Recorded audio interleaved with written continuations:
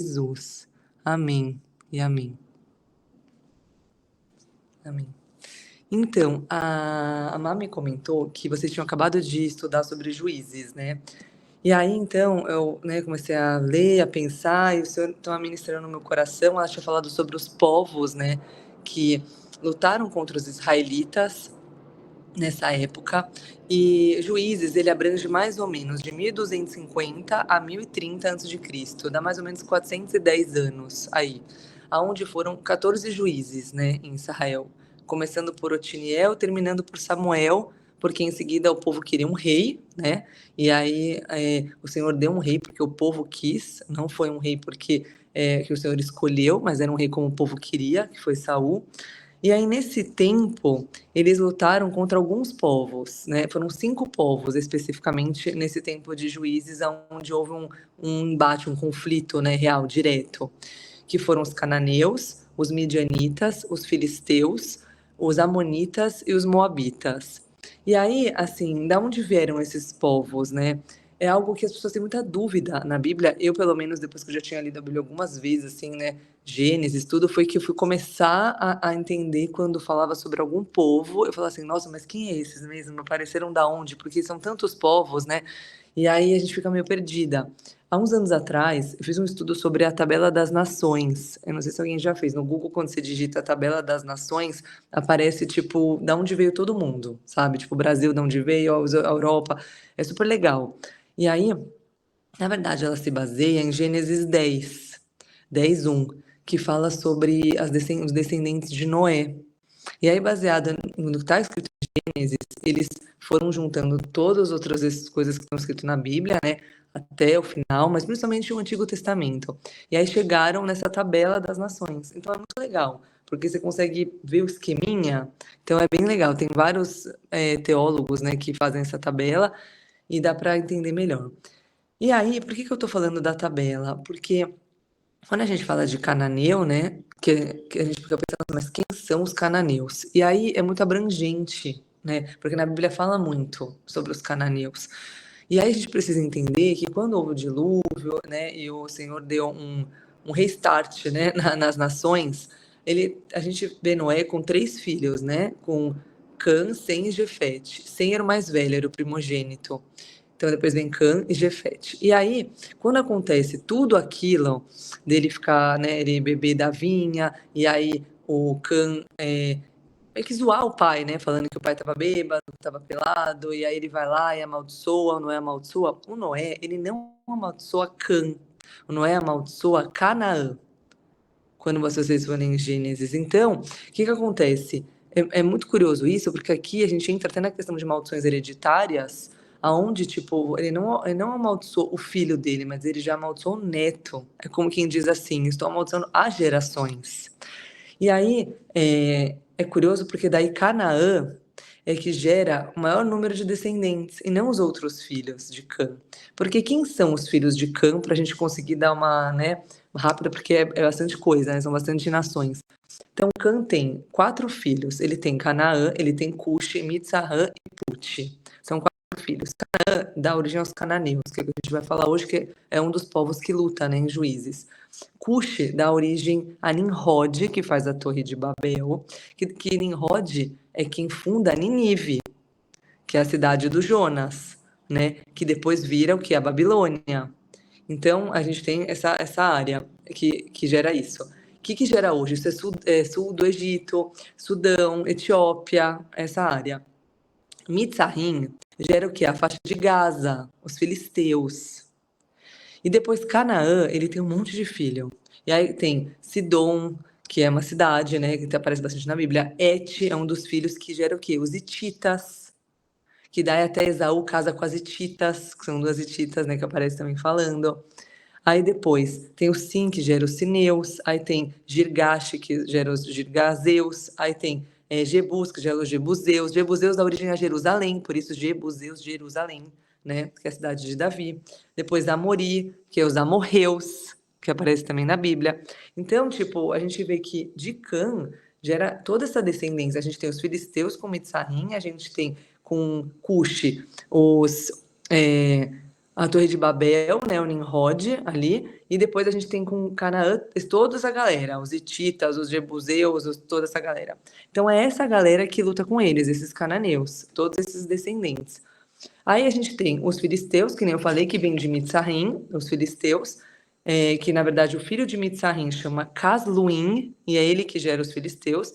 E aí é curioso porque naquela época, quando foi chegando perto, quando Roma conquistou, eles trocaram por conta do latim o F de filisteu por P.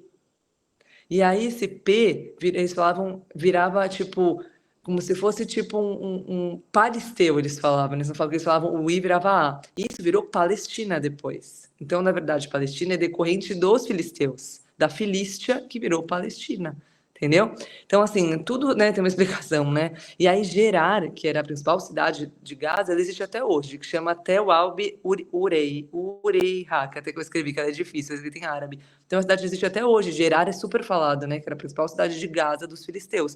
E ela existe até hoje, lá na faixa de Gaza. Não é à toa existir a briga até hoje de Israel com a Palestina, porque eles são cananeus, eles foram amaldiçoados por Deus. Então, a gente precisa entender isso.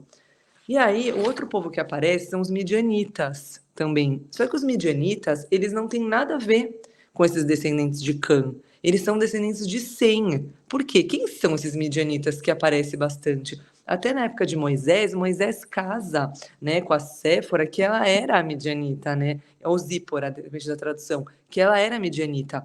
Porque depois que Sara morre, Abraão, ele casa com outra mulher, com a Quentura, e um dos filhos chama Midian. Então, na verdade, ele é descendente de Abraão, os midianitas.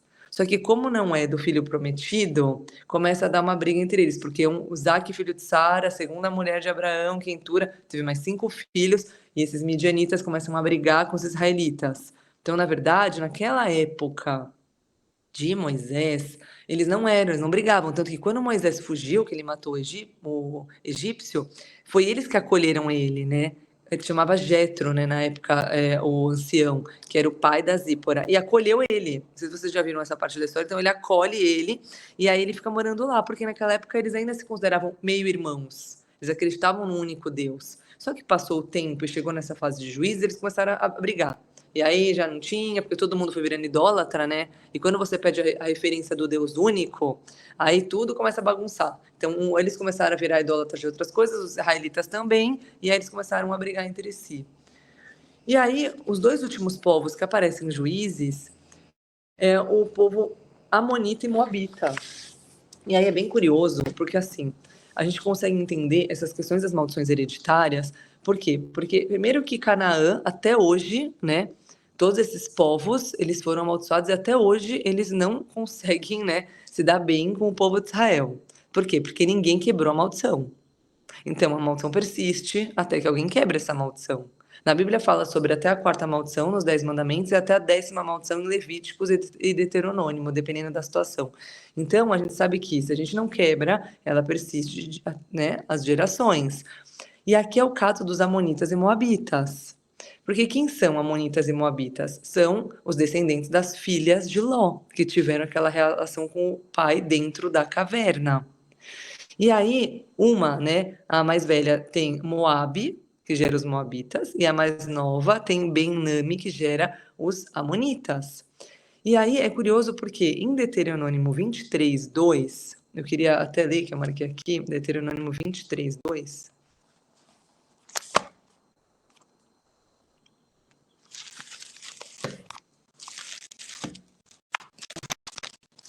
Está escrito assim, ó, não consigo abrir. Deuteronômio 23:2.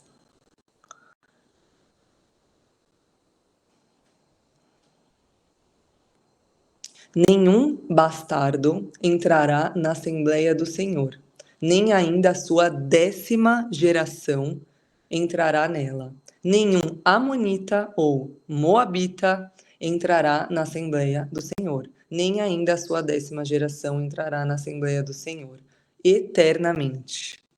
Porque não foram ao encontro de vocês com pão e água no caminho, quando vocês estavam saindo do Egito, e porque contrataram Balaão, filho de Beor, de Betor, da Mesopotâmia, para amaldiçoar vocês, Porém, o Senhor, o Deus de vocês, não quis ouvir Balaão, pelo contrário, mudou a maldição em bênção, porque o Senhor, seu Deus, amava vocês. Não procurem nem paz, nem bem para os amonitas e moabitas, enquanto vocês viverem para sempre. Não odeiem... depois ele fala dos edomitas, né, que é Esaú. Então, assim, o que ele está querendo dizer aqui? Que existe uma maldição, por isso que ele cita amonitas e moabitas, porque eles foram concebidos fora do casamento. Então, o que é a maldição de bastardia? É você ser concebido fora do casamento. E aí ele fala que como aconteceu isso com esses povos, né, porque as duas filhas tiveram relação com o pai fora do casamento, então eles seriam, tipo, amaldiçoados até a 10ª geração, e não entraria na Assembleia do Senhor, não entraria na Arca da Aliança, não faria parte da congregação para congregar, entendeu? Então, tipo, aqui, por isso que muitas pessoas, quando fazem libertação, elas falam até a 10ª geração, porque existem, né, esses casos na Bíblia Antiga que não é só a questão da quarta, como diz os 10 mandamentos, mas, por exemplo, nesse caso, existe até a 10ª geração. E você nunca vai saber de 8 gerações para trás quem é filho de quem estava casado, quem não estava, quem foi concebido dentro da aliança do casamento ou não. Então, eles preferem sempre, quando vão fazer essa libertação, falar: eu renuncio à 10ª geração, à 9ª geração, à 8ª geração. Por quê? Porque você não sabe o que aconteceu para trás. E aqui ele diz que, para sempre, né, ele fala, ele não entrará na congregação. Então, é como se essas pessoas não fizessem parte dos santos. Isso é muito sério. Entendeu? Que é o que o Senhor fez aqui com esse povo. Então, assim, considerando isso, tipo, a não ser que alguém renuncie, hoje, por conta de Jesus, né, com a vinda de Jesus, a gente consegue, através do sangue de Jesus, quando a gente aceita Jesus como seu Senhor e Salvador e é batizado, a gente renuncia essa maldição, né, de bastardia. Mas, naquela época, não existia essa possibilidade de renúncia, porque ele não traz uma possibilidade aqui. Então, ele diz que para sempre esses descendentes não entrarão. Então, nunca queiram paz com ele, porque eles já estão condenados. É isso que ele está querendo dizer aqui. E aí, a gente entra, né, numa questão que, muitas vezes, quando a gente, né, se converte, é cristão, a gente lê muito o Novo Testamento, né? Porque é uma delícia ler as cartas de Paulo. Eu, pelo menos, nossa, é capaz de ler 2, 3 vezes por ano as cartas de Paulo. Eu perdi a conta de quantas vezes eu já li todas. Agora, o Velho Testamento é mais difícil. E o Velho Testamento, ele nos faz, assim, ele mexe com o nosso íntimo, né, em vários sentidos, porque ele nos faz rever questões que é mais difícil de serem mudadas e transformadas, entendeu? Então, quando você está falando na graça de Paulo, está tudo muito lindo, mas eu falo que ali a gente está falando com o Abba, Pai. Aqui no Velho Testamento a gente está falando com o grande eu sou. E o grande eu sou, apesar de serem a mesma pessoa, eles falam de forma diferente.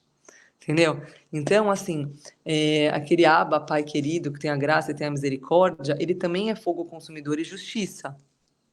Entendeu? Então, a gente não pode esquecer, porque hoje, infelizmente, a gente está vivendo uma fase nas igrejas aonde só se fala sobre graça, tudo é pela graça, pela misericórdia, pelo amor, entendeu? Nossa, aceitou Jesus, se batizou, tá salvo para sempre, tá tudo lindo, é isso. Aí não importa mais o que você faça, que você tá salvo. Aí a pessoa entra num jejum, aí ela, né, sei lá, estou de jejum de café, estou de jejum, só que aí ela tá gritando com todo mundo, tá sendo grosseiro, não tá orando, não tá. E aí que tá adiantando esse jejum, gente, que senão você nem consegue fazer sua língua ser segurada.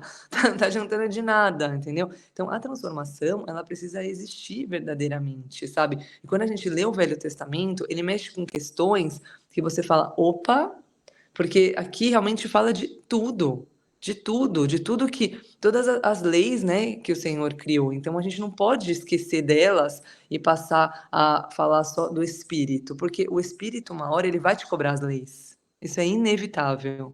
Isso é inevitável. Uma hora ele vai começar a falar, tá tudo bem, você tá me ouvindo, né? Como dizem Romanos, né? 8, todos aqueles que são filhos são guiados pelo Espírito. Tudo bem? Aí o Espírito uma hora vai falar, então, mas e aquele seu problema ali, ó, de quando você tinha 15 anos, você resolveu? Porque na lei tá escrito isso. Porque seu pai fez isso, porque seu bisavô fez isso. Ele vai te trazer à memória alguma coisa que precisa ser renunciada. Alguma coisa, por quê? Porque essas coisas do passado vão atrapalhar o seu presente.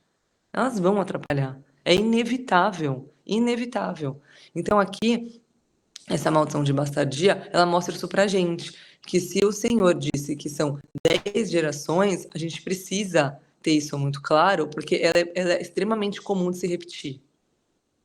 Extremamente comum. Por exemplo, né, do seu bisavô ter tido um filho fora do casamento, seu avô, sua mãe tem, você tem. É assim, não pula a geração se você não renunciar, não pula. Ela é muito comum, entendeu, de acontecer. E aí, por quê? Porque Satanás sabe da maldição dela. Então ela sabe, tipo, que se você não renunciar, não vai entrar na congregação.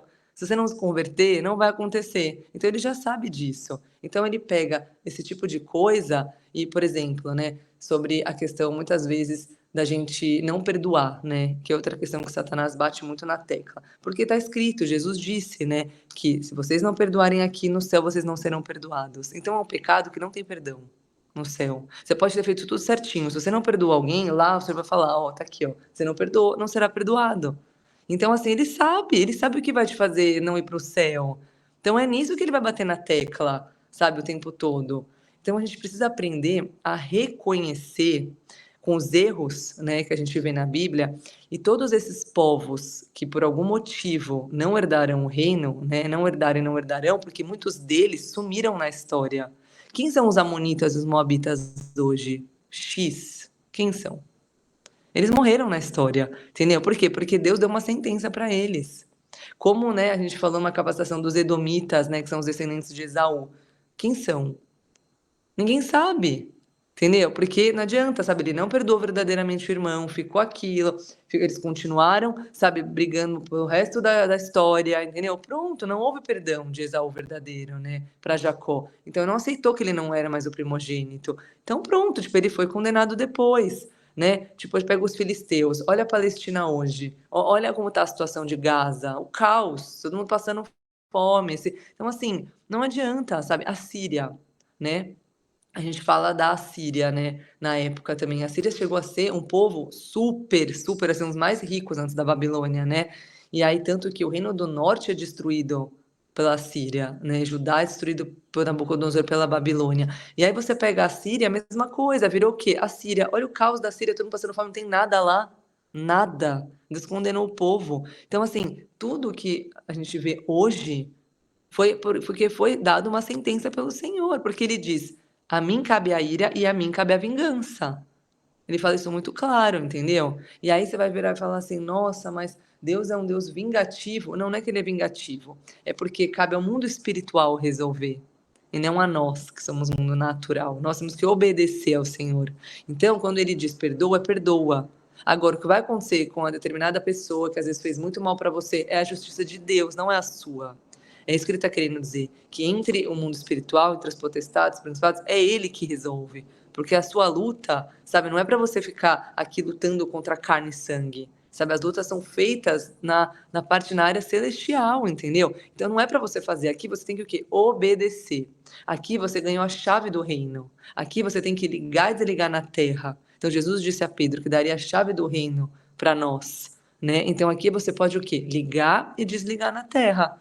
As coisas que, conforme o Senhor vai te mostrando, o Espírito vai te mostrando. Então, ele sabe que você tem uma maldição de bastardia na sua, né, na sua árvore, né, genealógica. Então, ele vai pedir para você renunciar a isso, para não acontecer, não continuar acontecendo, entendeu? Se ele sabe que você tem um vício, sabe, qualquer um, cigarro, bebida, na sua genealogia, que é uma maldição hereditária, né? Ele vai fazer você renunciar. Ele vai te mostrar onde está escrito na Bíblia que você não pode ter nada que esteja no lugar de Deus. Nada pode ser maior do que Deus. E um vício se torna maior do que Deus. Porque você consegue ficar sem orar 1, 2, 3 dias, mas você não consegue ficar sem fumar ou sem beber 1, 2, 3 dias. Então ele é maior que Deus.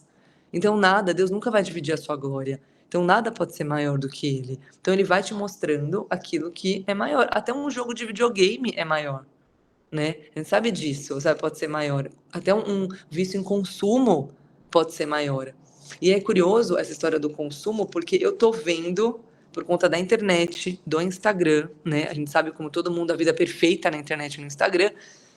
O consumo é algo que a gente está tendo esse espírito de consumo gigantesco nas pessoas. E isso está gerando um problema, porque as pessoas estão colocando na frente de orar, na frente de ler a palavra, na frente, ficar nos sites de compra, ir para o Mercado Livre, ficar colocando a compra no carrinho. Eu sei porque eu faço isso às vezes, colocando a compra no carrinho e depois do nada você vai lá e cancela o carrinho inteiro. Gente, quem não faz isso? Pelo prazer de colocar a compra no carrinho. Isso é vício em consumo. Isso é. entendeu? E aí chegou uma hora que eu virei e falei assim, gente, sabe assim? Gente, mas como assim? Você fazer, você colocar isso não é de Deus, não. Você colocar as coisas no carrinho e cancelar, sabe? Mas por que eu tô perdendo tempo fazendo isso? Porque o que você tem de mais precioso na vida é o tempo. E aí eu tô perdendo tempo fazendo isso, mas por quê? Aí eu comecei a observar outras coisas. E aí eu falei, gente, isso é muito demoníaco. Isso não vem do Senhor, sabe? Não, isso não pode acontecer. A gente precisa identificar, sabe? E ver de onde vem, porque tem muitas coisas que não começou em você, que começou antes.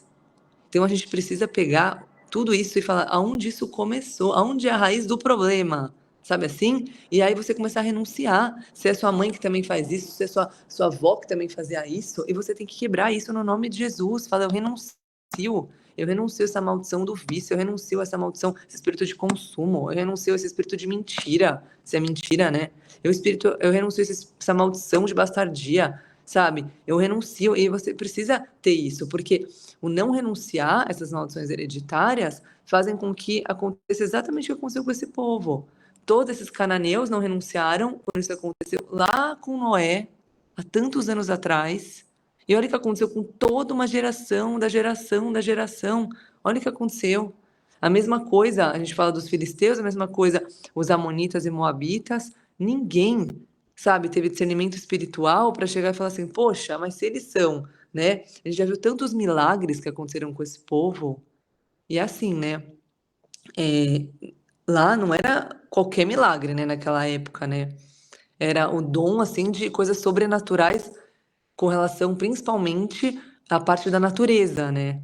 Que é um dom de Deus isso, né? Entre os 9 dons espirituais que está em 1 Coríntios 12, fala que um dos dons é esses ligados a algo sobrenatural com relação à natureza, que é isso de abrir o mar, né? As pragas. E isso acontecia tanto naquela época. As muralhas de Jericó caíram, gente, sabe assim? Um pouquinho antes de começar Juízes, sabe? Você tem Sansão, como é que pode nascer um homem que tem força por causa de um cabelo, né? Vocês viram isso? Não é nem cabelo, por causa da obediência, que não era a questão, não era o cabelo, a questão era o quanto ele obedeceu ou não, né? O cabelo era ali só algo que Deus colocou para, na verdade, testar o coração dele e ver a obediência dele. Então eles viram coisas tão sobrenaturais, né? Esses povos, em nenhum momento um deles virou e falou, alguma geração chegou e fez assim: poxa, realmente acontece coisas diferentes com o povo de Israel. Realmente, eles têm uma fé, realmente. Eles até reconheciam, mas não a ponto de se converterem. Foram poucos. E na Bíblia a gente sabe a história, por exemplo, de Ruth, que se converteu, né? Uma moabita daqui, ó, que se converteu, renunciou, e Deus foi lá e deu para ela a geração de Davi e Jesus. Ruth vem aqui, desses moabitas, que tem essa maldição de bastardia.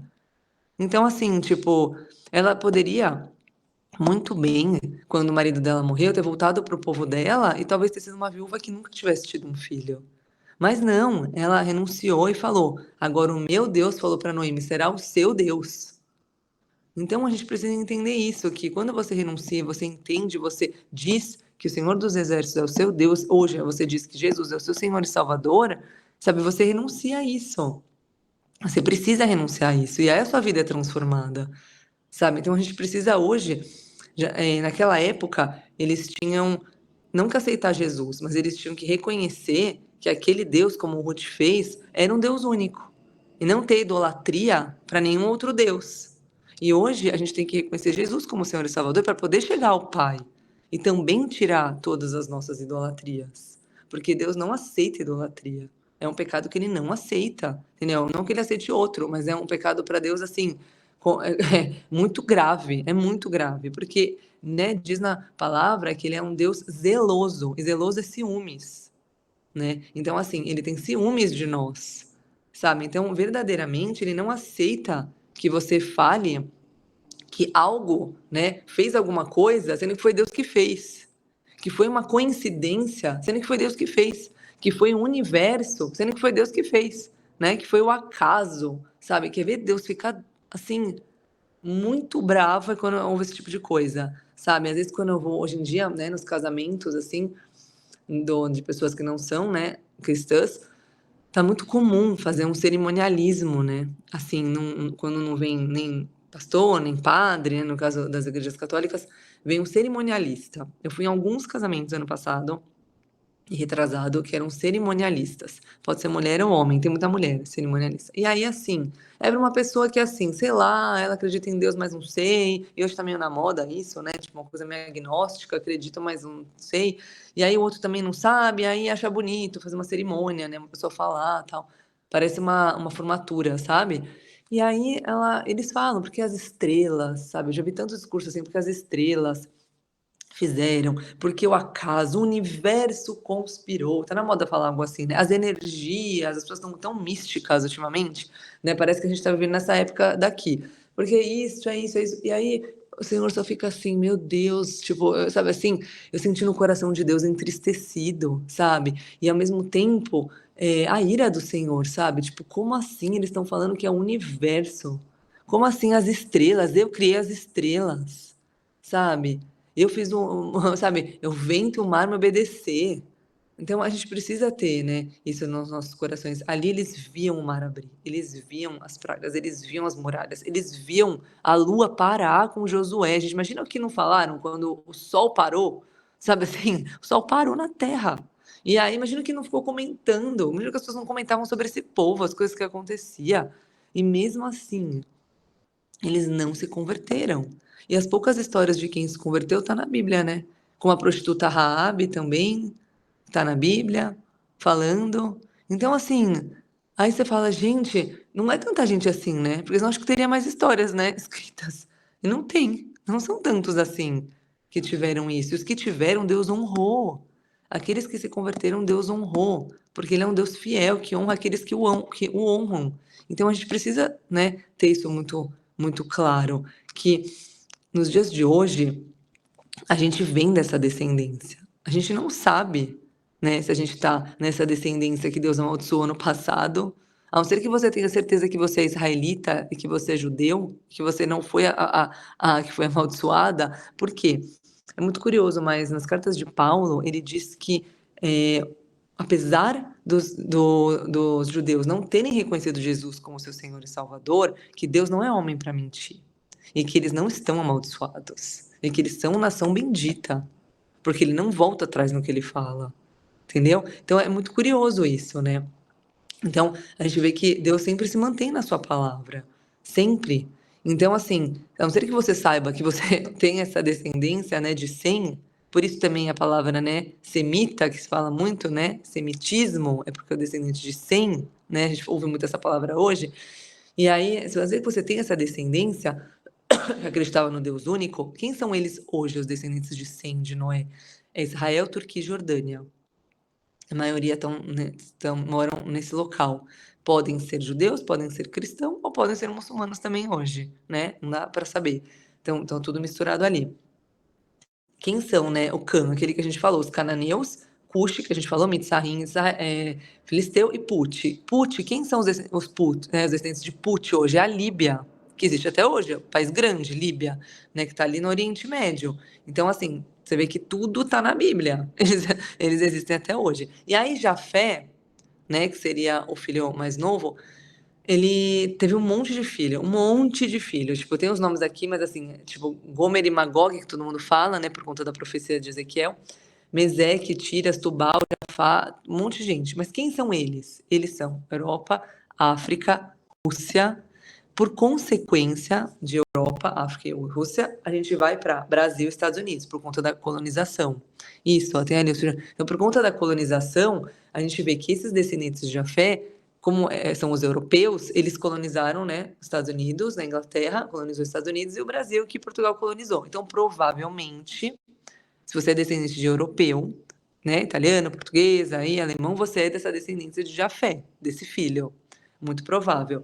Então, assim, aqui não existe uma maldição direta na Bíblia com relação a esses filhos, a essa geração de Jafé, a esse filho. Não existe. Existe aos cananeus essa maldição. Que nos dias de hoje, quem são, né, os cananeus? A gente pode falar parte da Jordânia, Palestina, Síria, Líbano, Israel, parte do Egito. Então, assim, todos os problemas que a gente tem, grande parte dos problemas hoje são eles, né, lá no Oriente Médio, né, dessa Irã, Iraque, né, como a gente falou, que gera essa guerra, né, com relação a Israel, são eles. E nós ficamos meio no meio termo, né? Esse filho que não foi amaldiçoado, mas também não foi abençoado, sabe? Assim, a gente ficou nesse meio termo, como descendente de europeu, que eu acho que a grande maioria, né, do Brasil é descendente de europeu ou africano. E aí a África também entra aqui também. Então, a gente precisa entender. E tem algo muito curioso com relação a isso de bênção e maldição, muito curioso, que eu li uma vez, eu até citei bem rápido uma vez uma capacitação, e eu queria, né, falar aqui como um exemplo, né, dessa história de maldição, como isso é sério, que, eu não sei se vocês sabem, mas o Brasil foi colonizado por portugueses, certo? Europeu. Só que também teve uma época, lá em Recife, que chegou os holandeses. E aí é muito curioso, porque essa vinda dos holandeses é algo que, assim, é pouco estranha, né? Tipo, eles vieram pra cá, eles não estavam colonizando. E aí, eu, pelo menos, quando estudei história, e até, assim, pouco tempo atrás, eu nunca entendi muito bem por que esses holandeses chegaram aqui.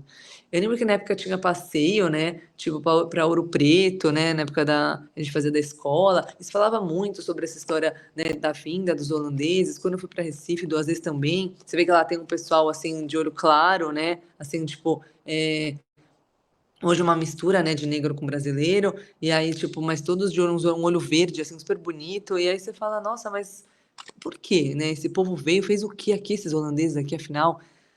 E aí, o que acontece? Os holandeses que vieram para cá, em sua grande maioria, eram judeus, que estavam fugindo da Europa. Eles vieram para cá, porque na época, né, muita gente vinha para o Brasil, um país, né, novo, que estava crescendo, que tinha emprego, aquela coisa. Eles vieram para cá. Quando chegou aqui, o Brasil é um país idólatra. O Brasil é um país que, como Portugal trouxe, né, a idolatria, o Brasil tem um problema grave de idolatria, gravíssimo. Uma grande potestade no Brasil, a idolatria. Então, o que aconteceu? Eles chegaram aqui, um povo que já tinha passado por tanta coisa, né? O Velho Testamento inteiro, né? Jesus, nananana. Depois que eles são destruídos, né? Por Nabucodonosor, Jerusalém, o templo é destruído, o judeu ficou com um trauma de idolatria num nível, porque tudo que aconteceu de ruim para eles foi porque eles se tornaram idólatras, porque eles idolatraram outros deuses pagãos. Então, assim, eles tinham um trauma com isso. Quando os holandeses chegaram aqui, o português estava fazendo o quê? Estava fazendo catequese para os índios. Então, assim, né, na época que eles estavam aqui, todo mundo era obrigado a ser católico, tinha imagem em todos os lugares, todo mundo tinha que se prostrar às imagens. Esses judeus chegaram e falaram assim: não, não, tipo, eu não vou me ajoelhar, eu não vou fazer isso, não. E os portugueses falaram assim: ou é assim, que foi o que eles fizeram com os índios, ou é não. Vocês não vão ficar aqui. E eles expulsaram esses judeus daqui. Eles expulsaram a bênção de lá. Sabe, foi uma chance que o Senhor deu para o povo, para o Brasil aqui, deles virem para cá e abençoarem o país, porque são um povo bendito do Senhor. E para onde eles foram? Para os Estados Unidos. Então, todos os holandeses que saíram daqui expulsos porque não queriam se prostrar à idolatria, óbvio que tem alguns que ficaram e se prostraram, mas a grande maioria não, eles foram para os Estados Unidos. Por isso essa passagem relâmpaga de holandês. Eles, cara, vieram, foram, e você não sabe no final o que eles fizeram aqui, sabe? E aí eles foram para os Estados Unidos, foram eles que fizeram o grande desenvolvimento lá. Foi a época onde houve um grande crescimento da nação, sabe? E depois ela se tornou a maior nação cristã do mundo. Por isso que os Estados Unidos prosperou tanto, porque lá eles aceitaram a bênção. E aí depois eles se converteram, sabe, tipo, ao cristianismo. E aí em seguida, tipo, veio, né, se tornou o país onde não tem idolatria, onde o Senhor era colocado em primeiro lugar, onde as escolas, todo mundo, todo dia tem culto, toda segunda-feira, às 7 da manhã tem culto em todas as escolas, onde Deus estava entronizado. Então, assim, se você expulsa a bênção da sua vida, como o Brasil fez, outra pessoa vai pegar a sua bênção. Porque o Senhor precisa usar as pessoas para que a nação seja salva, né? Para que o mundo seja salvo. Então, isso é um exemplo muito claro de como uma nação, o povo pode abençoar ou amaldiçoar. E aí, pegando pra gente, a gente tá falando em grandes proporções, né? Grandes proporções. A gente tá falando de um grupo que veio, né? O Brasil expulsou e abençoou uma nação inteira. Mas a gente tem que ver na nossa vida. Uma pessoa, ela pode abençoar ou amaldiçoar a sua vida. Então a gente precisa ter muito discernimento espiritual, pedir para o Senhor o dom de discernimento espiritual. Sabe? A gente precisa saber o que é o dom de discernimento espiritual. Saber o que vem de Deus, né? E o que vem do maligno. Porque se você não conseguir distinguir, você vai ficar perdida. Então você tem que saber o que veio de Deus e o que veio do maligno. Então é isso, é esse dom de discernimento que você precisa ter. Você precisa olhar e saber, essa pessoa tem um espírito de manipulação. Essa pessoa não, essa pessoa, ela é cheia do Espírito Santo, ela é cheia da unção, ela é cheia da presença. Você tem que reconhecer isso. Porque se você não reconhecer isso, você não vai saber quem pode te trazer bênção ou quem pode te trazer maldição. E aí, aquela pessoa que pode te trazer maldição, você tem que o quê? Você tem que observar isso, porque se ela não se converter, não vai resolver aquilo na vida dela. Não vai. E isso é fato, gente, porque quando você começa a ter esse discernimento espiritual, às vezes é até triste, sabe, de falar, porque é mesmo. Porque daí você vê aquela pessoa, né, que não aceita Jesus, que não se converteu, que não aquilo, e aí você vê o vô alcoólatra, o pai alcoólatra, e o filho alcoólatra, e você já pensa, e o filho dele vai ser alcoólatra, e o outro vai ser alcoólatra, e aquilo ali vai te dando angústia, porque você sabe que é um treinamento espiritual, você tá tendo, ou ele quebra, ou vai acontecer. Entendeu? E aí é tão antinexo que, na teoria, se você teve um pai alcoólatra, é óbvio você não beber, né? Já que você passou por aquilo. Não, mas aí você faz igual. E nem a psicologia consegue explicar por que você faz igual. Entendeu? Então, assim, tipo, a gente precisa entender. Na regra, você repele aquilo que te fez mal, né? E você não repete. Entendeu? Mas não, repete. Por quê? Porque é espiritual. Por isso que você repete. Então, aí é a mesma coisa com relação ao divórcio, né? Também, né? Aí tem, às vezes, um bisavô que se divorciou, aí depois tem algum filho que também se divorciou, aí o filho do filho, alguém também se divorciou dentre todos os filhos. Isso também se repete, entendeu? Então a gente precisa ter esse discernimento, sabe? Daqueles que verdadeiramente, sabe, tipo, são pessoas que vão te abençoar ou vão te amaldiçoar, porque se ele não quebrar aquilo, e você, por exemplo, se casar com essa pessoa que já tem isso, sabe, você, seus filhos vão ter. Então você precisa aprender a ter esse discernimento espiritual e quebrar, né, essas maldições hereditárias. E isso é algo que não se fala muito, né? E o Senhor tem tocado muito no meu coração sobre isso, sabe? Por quê? Porque as pessoas precisam aprender a fazer sozinhas, sabe? Não é uma questão de, sabe, ficar, ai, mas é o pastor que faz, ai, mas é a pastora, ai, mas é a bispa, ai, mas é o apóstolo. Não, gente, você mesma. Você ganhou a chave mesmo, você mesma faz. Você mesma, se você sabe, percebeu que você tem costume, por exemplo, de soltar umas mentirinhas, e você sabe que a sua mãe também faz isso, ou o seu pai, e você sabe que a sua avó também fazia isso, você vai lá e fala: Senhor, eu renuncio agora o espírito de mentira na minha vida. Da 10ª geração, eu anulo esse espírito. Eu desligo no céu e na terra qualquer maldição hereditária sobre a minha descendência, sobre mim, sobre a minha descendência. Eu anulo a 9ª geração, no nome de Jesus. Eu anulo a 8ª geração, no nome de Jesus. Eu anulo a 7ª geração. No nome de Jesus, esse espírito de mentira eu anulo e faz você a 6ª, a 5ª, a 4ª, a 3ª, a 2ª, a 1ª. Eu tiro isso da minha vida. E depois que você anulou e que isso foi cancelado, ele vai ficar ao redor, porque Jesus disse que ficaria. Só que se ele encontrar a casa vazia, ele vem e traz mais 7. Então a gente precisa ficar vigiando. É só isso. Você cancelou, está cancelado no céu e na terra. Só que aí você precisa vigiar, porque você não pode fazer mais. Porque se você voltar a fazer, você tem que renunciar de novo, porque ele conseguiu entrar de novo.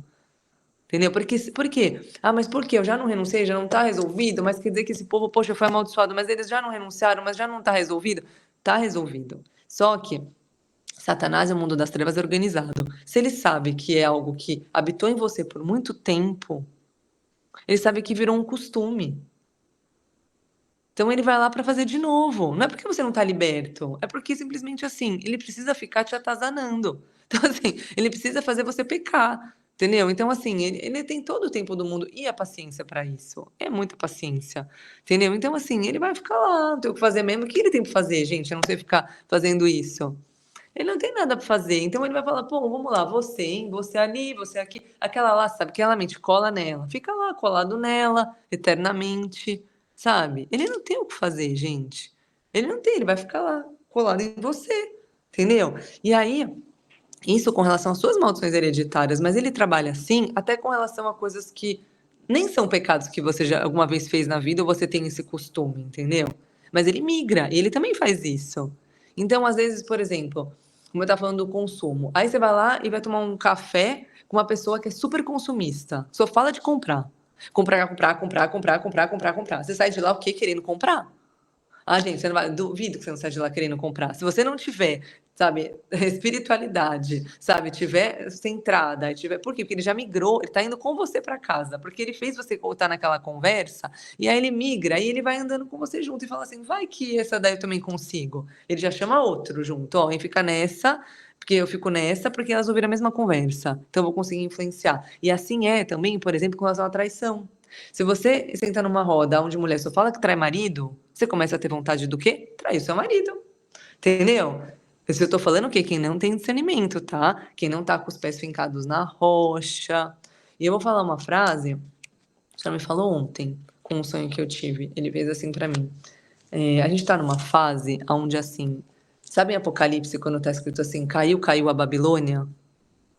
Então, aí ele disse assim, né? Todos esses escândalos que a gente está vendo, né, em igrejas, muito com relação a isso, né, de promiscuidades sexuais e tal. Olha o que está acontecendo nessa história do Didi, Justin Bieber e tudo isso que está acontecendo em Hollywood, a promiscuidade. Então, assim, está caindo a Babilônia. E do ímpio e do crente, vamos dizer assim, sabe? Está caindo geral, porque está caindo no mundo, né, essa potestade, né, que é Dagon, né, uma grande potestade da promiscuidade. Porque quando vocês estudaram Sansão, quando na última cena, quando termina, que tá tendo a festa, que eles colocam o Sansão ali para zombar dele, o que eles falam? Viva Daigon. E ali, a primeira vez que eu li na minha vida, muitos anos atrás, eu falava, nossa, não era para falar Viva Dalila, foi ela que conseguiu.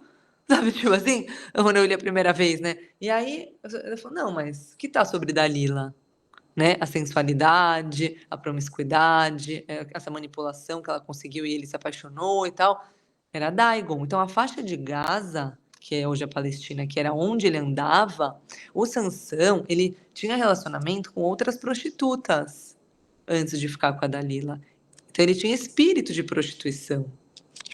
Então Satanás já estava pegando ele antes, para quando viesse a Dalila, ele conseguir dar o grande golpe nele, entendeu? Então assim, sabia que era, era um pecado dele, né? Que esse espírito ia ir sobre ele se ele caísse. Então ele sabia disso. Então ele ia lá e usou da mesma coisa que já era o pecado que ele tinha para poder fazer derrubar ele. Então a gente precisa entender isso, que esse principado de Dagon é o mesmo hoje. Então, hoje, toda essa promiscuidade, tudo que a gente vê, essa coisa de relacionamento aberto, cada um fala com todo mundo, esses podcasts assim que você ouve do mundo, que você fala, meu Deus, onde eu tô? Se não é Sodoma e Gomorra agora, eu nem sei mais. O que seria Sodoma e Gomorra? Porque se não é o que está acontecendo agora, sabe? O próprio carnaval é Sodoma e Gomorra, né? Há muito tempo. Só a gente não entendeu. Antigamente, quando você pulava carnaval nos clubes com serpentina, né, e confete, era uma coisa. Até criança a gente pulava. Hoje virou Sodoma e Gomorra. Hoje não, já há uns 20 anos virou Sodoma e Gomorra nas ruas, né? Então, assim, já tá há muito tempo. Às vezes só a gente que não percebeu que a gente tá em Sodoma e Gomorra há muito tempo, sabe? E aí, cada vez pior. Então, tá caindo essa promiscuidade. Com isso que o senhor está ministrando no meu coração, por isso que eu estou falando sobre nós estarmos fincados na rocha, separado, santo. Por quê? Porque o Senhor falou assim para mim, que esses principados tá caindo, que ele tá mexendo, né, no céu, nas áreas celestiais, e que vai vir à tona cada vez mais essa questão de problemas dentro das igrejas com relação à promiscuidade sexual, problemas no mundo, e que isso vai vir assim, né? Enxurrada, como já está vindo, né? Mas que vai continuar. E ele ainda disse assim: até o santo que não tiver fincado na rocha vai cair. Entendeu? Então, assim, por quê? Porque isso está vindo com tudo mesmo. E aí, é aquela coisa, quando o Senhor vem derrubando e eles são denunciados, eles se espalham e migram. Então, é isso que o Senhor está fazendo. Então, assim, que agora a gente possa, né, ter esse discernimento, a gente possa ser separado, a gente possa ler a palavra de Deus, a gente possa louvar, adorar o Senhor, a gente possa estar em comunhão o tempo inteiro, pedindo esse discernimento, o que é do Senhor, o que não é do Senhor. Tem os falsos profetas hoje, sabe? Senhor, não me deixa olhar para a direita nem para a esquerda, me deixa olhar para a cruz, não me deixa olhar para as pessoas, não me deixa pensar que aquela pessoa é crente, está fazendo isso, pode estar certo. Se o Senhor não falou que está certo, não está certo. Ai, mas aquele crente está no show do Bruno Mars, mas o Senhor falou para eu ir, se o Senhor não falou para eu ir, não é para ir. Mas aquele outro foi no... Gente, não olha para a direita e para a esquerda. Olha para a cruz, porque se você ficar olhando para a direita e para a esquerda, você vai se desvirtuar, porque são filhos os que são guiados pelo Espírito. E entenda aqui, quanto mais é dado, mais é cobrado. Então, o que ele cobra de você não é o que ele cobra do outro que acabou de se converter, não é o que ele cobra. Então, assim, você vai olhar para o outro que acabou de se converter, ou para o outro que está passando por uma situação, só que Deus está cobrando outra coisa de você, entendeu? Por isso, tantos relatos a gente tem, né, de pessoas que tiveram uma situação meio de coma em hospital, né, de uma morte, vamos dizer, que voltou assim, né? Tem tantos casos de líderes, até pastores, e fala, nossa, eu vi lá e ele falou para mim que eu ia pro inferno, sabe? Umas coisas assim, você vê várias coisas falando. Por quê? Porque começa a olhar pro lado. Para você tá sendo cobrado aqui, ó. Para você não. Entendeu? Ah, mas é que ele ali, ele bebe aqui, tudo bem, mas Deus não falou com ele, falou com você. Então, assim, o que ele te pedir para você, o que ele te incomodar para você, é para você obedecer, sem olhar pro lado. Sem olhar pro lado. Entendeu? Porque o que ele queria dessas gerações amaldiçoadas, que é a mesma coisa, porque todos estão destituídos da glória, que é o que ele quer do ímpio, é a redenção. Ele quer a redenção. Jesus sempre vai querer a redenção. Entendeu? Então, assim, se a pessoa não tiver essa redenção, não colocar ele em primeiro lugar, não, sabe, não adianta. Então a gente não pode, a gente tem que ficar de olho nisso, sabe, né? É porque é muito fácil olhar doutrinas que são mais convenientes, entendeu? Achar que você aceitou Jesus, se batizou, tô salvo, aí não importa mais o que eu faço da vida, sabe? Sabe, tipo assim, aí Satanás tá felizão, tá falando, isso mesmo, ele vai pra balada, ele às vezes faz aquilo, mas eu já me batizei, já aceitei Jesus, eu já não sei o quê. Aí tá lindo, hein? Aí todo mundo faz, entendeu? Então a gente precisa entender que a gente é santo, é separado. Então você nunca pode ser igual ao mundo. Se você tá parecido com alguém, você já tá errado. Você tem que ser bem diferente. Bem diferente. Se uma vez o pastor falou sobre no culto sobre não ser convidado, né, para as festas, para as coisas que quanto menos você é convidado, quer dizer que mais perto de Deus você tá, porque as pessoas não estão querendo a sua presença, porque de alguma forma você é diferente, entendeu? Então eles não estão querendo. E aí isso é muito real mesmo. Porque se você começa a ver que você não tá nas conversas, você não tá, sabe? Aí você fala, poxa, tipo, é porque realmente a minha conversa é muito diferente, sabe? Realmente, tipo, não faço parte. E aí é bom, isso é bom. Eu sei que é solitário, mas é bom. É bom, sabe? Mas é solitário. A vida cristã, ela é mesmo. Se você, você pode ter os irmãos, né, da fé, na igreja, tudo, mas no fundo, ela é uma vida solitária, porque é uma vida você e Deus, sabe? Então, assim, é onde você só confia em Deus mesmo, você não vai confiar em outra pessoa. Entendeu? Então a gente precisa entender isso, que tá tudo bem, porque se ele tem a paz que excede todo entendimento, né? Se ele é quente, sustenta, se ele é o pão da vida, para que você quer outra pessoa se você já tem como comer? Essa é a verdade. Então, estar sozinha com Deus não pode ser algo ruim. Estar sozinha e não ter amigos não pode ser algo ruim. Você tem que se bastar, sabe? Você não tem que achar que você tem que estar sempre com muita gente, sabe, reunida, fazendo. Não precisa disso, sabe? Você tem que. Eu tava ontem, né, no culto, quando o pastor estava falando sobre marcar um encontro com Deus, né? Se a gente marca um encontro com Deus, sabe? Na pandemia eu aprendi a marcar encontros com Deus. Não era algo eu orava todo dia, tá, mas não era algo que eu fazia, tipo, tá marcado. E aí, na pandemia, assim, quando tá, assim, acabou, vai o primeiro lockdown maior em 2020, tipo junho, mais ou menos, julho, o Senhor falou assim para mim, então, agora, de agora em diante, a gente vai se encontrar toda semana. Tipo, uma vez por semana, você tira um dia pra gente se encontrar, sabe? E aí eu marquei as segundas-feiras à tarde, que era um estudava de manhã, outro à tarde, era um dia que assim eu ficava mais livre, porque aí o outro tinha atividade, então eu conseguia ficar. E aí eu falei assim, então tá bom, segunda à tarde. E aí foi 2020, 21, 22, 23, era segunda-feira à tarde, das 2 às 5, 6, eu marquei meu encontro. Então eu começava a semana e falava, segunda-feira é o dia do meu encontro, eu estudava, eu conversava com Deus, eu ficava ali. Aí esse ano mudou, porque eles mudaram tudo, foi para de manhã e é terça ou quinta. Então quando chega domingo à noite, você foi para a igreja de manhã ou à noite, não sei, aí vê lá o que você tem a semana inteira. Segunda eu tenho isso, terça, quarta, quinta. Eu já falo, Senhor, ó, terça-feira, 2 horas, é a tarde, é o dia do nosso encontro. Tipo, é o dia do nosso encontro, então não tem o que vai acontecer. Tá marcado com Deus ali, ó, marcado. Nosso encontro. Ontem à tarde era o dia do meu encontro, que agora é de terça ou quinta. E aí era 2 horas, eu tava fazendo as coisas, blá, blá, blá. Só que assim, já não tem nada marcado, eu não vou sair naquela hora, eu vou ficar, entendeu? Seja se for à noite, se for na hora que eles dormem, mas eu marquei. Então aquele horário era das 2 às 5, eu ia ficar. E aí quando foi dando 2h15, ele fez assim, o nosso encontro já não começou? Ele falou assim, eu tava vendo outras coisas, assim, no celular, ele, nosso encontro já não começou? Aí eu virei e falei assim, já começou. Liguei o louvor, coloquei, sentei na cama e falei, começou. Então eu estou errada, estou atrasada, porque era o nosso encontro. E aí, aos poucos, você vai vendo que ele vem, e que ele vem rápido, e que ele fala rápido, porque tá agendado. Você se predispôs o seu tempo, além de você orar todo dia, além de você ler, não tô falando de devocional, eu tô falando do encontro, entendeu? E aí, juro, o que o louvor não tava na metade da música do louvor. Ele começou, isso aí, eu falei, meu Deus, o senhor que tava com pressa do encontro mesmo. Acho que hoje foi tarde, quinta-feira, próxima vez vai ser na terça. Porque tava. E aí começou a falar, eu falei, ai, que bom, é isso, aqui, aquilo, isso aqui, aquilo. É isso que eu tô fazendo, é isso, aquilo, isso, aquilo. Aí eu falei assim, tá bom. Então terminou, era uma, sei lá, 4 e pouco, terminou? Contra, eu falei, acho que terminou, não falou mais nada. Então terminou. Aí fui embora. Então, assim, é isso, você tem que marcar encontro com ele. Você tem que falar esse dia pra ele. Amém? Gente, é 7 horas agora que eu vi. E a Emma falou 7 horas. Eu tô aqui. Bom, alguém tem alguma dúvida dos povos ou da maldição hereditária? Ou de mais alguma coisa? Que a gente foi indo, né? Assim, ó. Que Deus vai levando, né? Olha lá, o Mateu. Acordou. Nossa, Rô, maravilhoso, muito esclarecedor, né? Quantas coisas assim foi sendo esclarecida aqui e realmente fantástico. Já queremos que você venha mais vezes, hein? Não, mas essa história da tabela de nações, quem tiver curiosidade, digita no Google, a tabela de nações dá para imprimir ou copiar, né, no papel. Nossa, ela assim, esclarece a vida. E aí é bom pegar umas 3, 4 diferentes, porque tem uns detalhes para cá, outros detalhes para lá, e às vezes você dá no Google, tipo, quem é o povo tal hoje? Quem é o povo tal hoje? E aí você vai falar, nossa, tipo, esse aqui é esse aqui é esse. É muito legal fazer isso. É um estudo longo, assim, um estudo que dá para fazer bem legal. Maravilhosa essa palavra, obrigada, foi esclarecedor, muito bom. Ai, que bom, gente.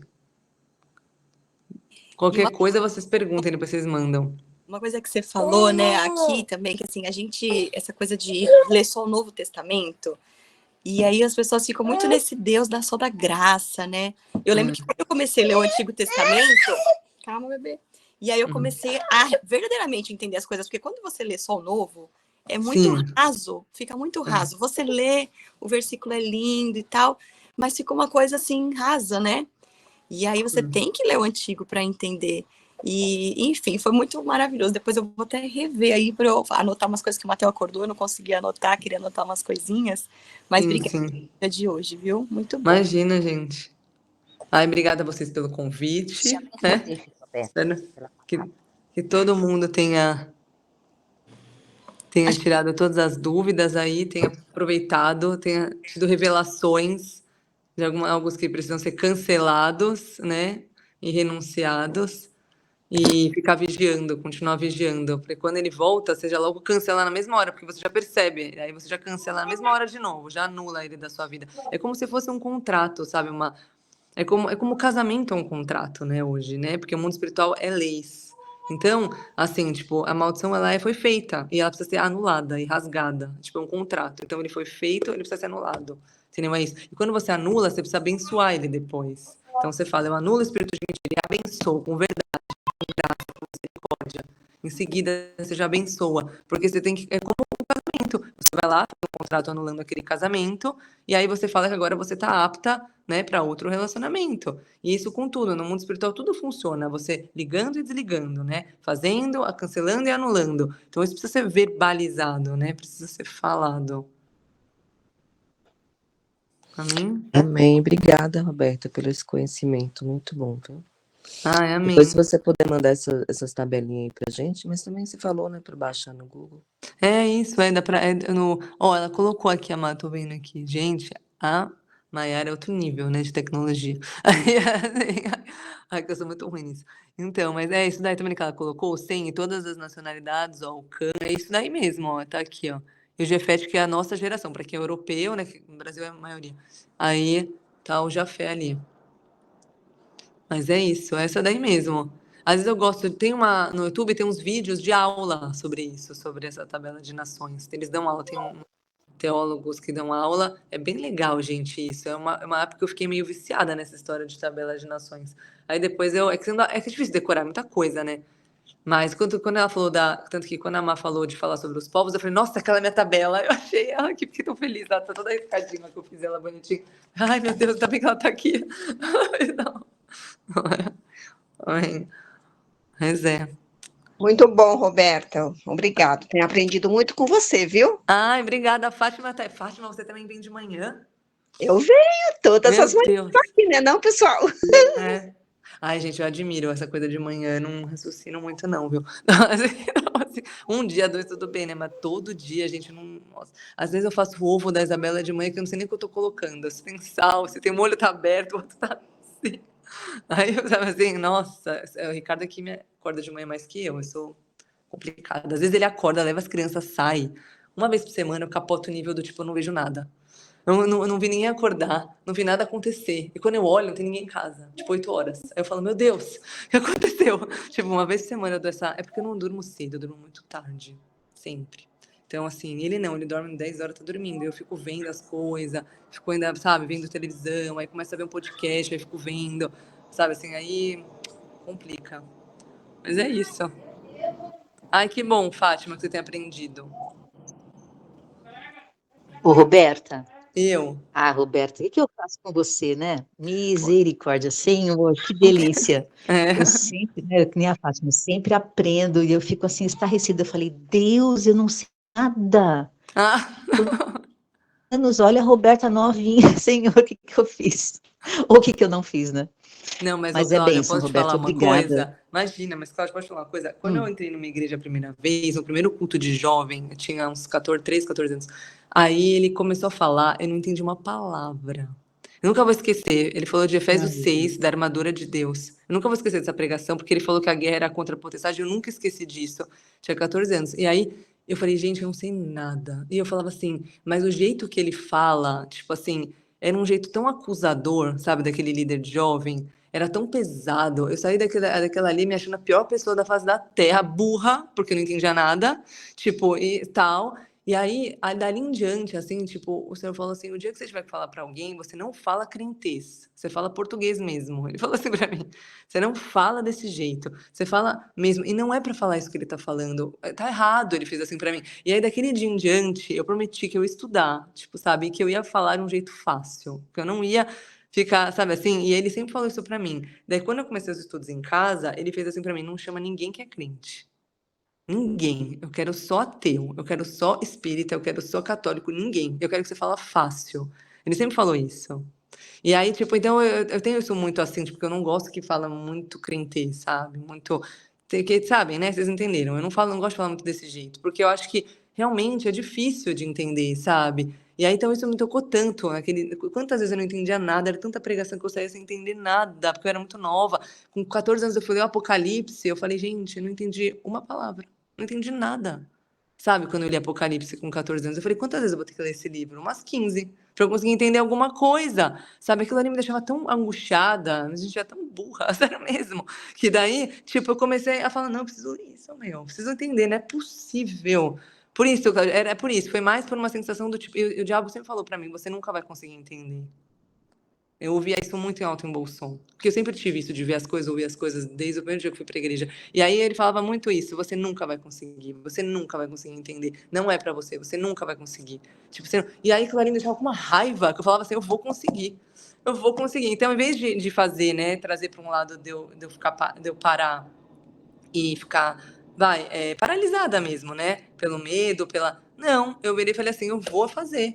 Com Olha, 15 para 16 anos, eu resumi a Bíblia num caderno.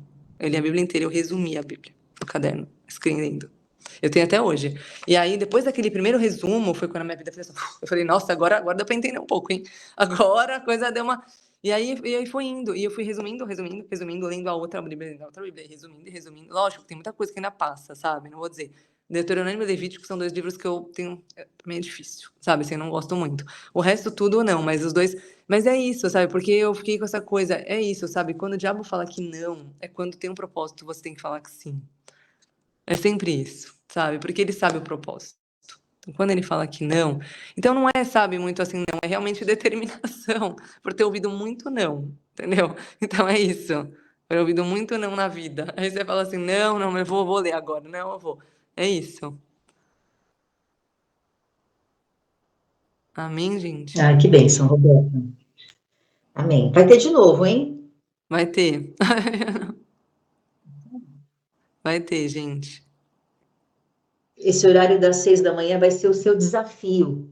É isso. Tenho certeza, Claudinha. É um desafio. É porque pra mim é um desafio. Uma vez, o senhor falou assim pra mim, eu não vou pedir pra você orar 3 da manhã, eu pedi pra você acordar 6, 7. Ele fez assim uma vez pra mim, eu falei, ah, não. Ah, não, pede tudo, meu. 6, 7 não, sabe? Eu falava assim pra ele. Ai, puxa, pede outra coisa. Manda parar de comer, não tem problema. Assim, sabe? Não, olha. Mas é verdade, tem razão. Vamos orar, gente? Quem vai orar? Eu não sei se a Cleide queria falar, que na hora que ela abriu, e eu acho que eu falei em cima sem querer. Se você quiser falar alguma coisa, pode falar. Não a Cleide aqui da igreja, a outra Ah, Cleide. A gente tem duas Cleide aqui, é. gente. Vai ficar... Ah, Olha lá, Você bom fala eu? dia. Olha, bom dia, gente. Então, você abriu o microfone e eu acho que eu falei em cima. Você queria falar alguma coisa? Não, não, só agradecer mesmo. Então tá. Ah, meus queridos, então maravilhoso. Então vamos vamos. encerrar. Agora, se alguém puder, o Mateus vai ficar fundo de Mateus aqui, né? Quem quiser orar, pode. Quer que ora? Ou a Cleide quer orar? Quer orar, Cleide? Ora, Cleide, vai. Amém. Senhor nosso Deus, Pai querido, como eu te amo. Obrigada por essa oportunidade maravilhosa. Obrigada, Senhor, pelo como o Senhor usa a vida da Roberta. Que a cada dia o Senhor traga mais discernimento, não somente a vida dela, mas a todos, Senhor. Todos que estão aqui nesta sala, aqueles que vão ouvir depois esta palavra. Que o Senhor possa capacitar a cada um. Que nós possamos olhar, Senhor, sim, para o nosso irmão e poder enxergar aquilo que o Senhor dá a ele, o dom que o Senhor deu a ele. Que nós possamos também buscar os dons. Que nós possamos agradecer, ter um coração grato, Senhor, pela vida dos nossos amados, pelo quanto o Senhor tem esclarecido da tua palavra, o quanto nós temos aprendido, para que nós venhamos mudar, para que nós venhamos praticar a tua palavra e não somente ser ouvintes. Obrigada, Senhor. Obrigada por cada manhã, obrigada por cada reunião, obrigada por cada vez que nós nos encontramos, nos abraçamos. Obrigada, Senhor, pelo como o Senhor usa a vida de cada um. Obrigada, Pai. Nós somos realmente como peças de Lego neste mundo. E nós Amém. precisamos nos encaixar, precisamos entender o que o outro tem que me falta e o que eu tenho que eu posso acrescentar, o que eu posso transbordar na vida do meu irmão, na vida do meu parente, do meu familiar, daqueles que habitam comigo na minha casa. Ajuda-nos, Senhor. Ajuda-nos, Pai, a avançar e que nós, Senhor, possamos discernir, como a Roberta disse aqui, que nós possamos entender todas as coisas de, por exemplo, anular coisas que nos atrapalham, maldições hereditárias, e que nós venhamos colocar os teus dons, possamos substituir, Senhor, certas práticas, Pai, que nós venhamos sim fazer a tua vontade, Deus, e que nós venhamos resplandecer neste mundo, brilhar, como diz a tua palavra, que a vereda do justo é como a luz da aurora, que vai brilhando mais e mais até ser dia perfeito.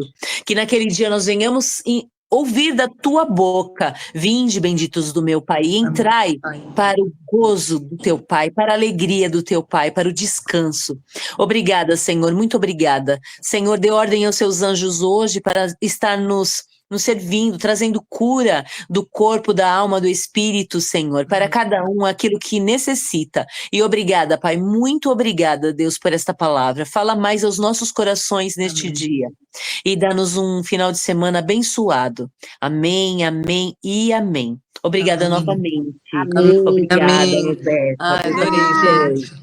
Gente, Vem vamos numa próxima vez. Vamos, ai, tira foto. Ai, gente, peraí. Vamos tirar, quem puder abrir aí, deixa eu abrir, deixa eu ajustar. Eu vou abrir não, que eu tô Vai aqui aparecer. deitado. Ai, sexta-feira a gente tá nesse, Nesse nível. né, todo mundo abrindo aí, o Mateuzinho também vai, né? Vai, 1, 2, 3 e...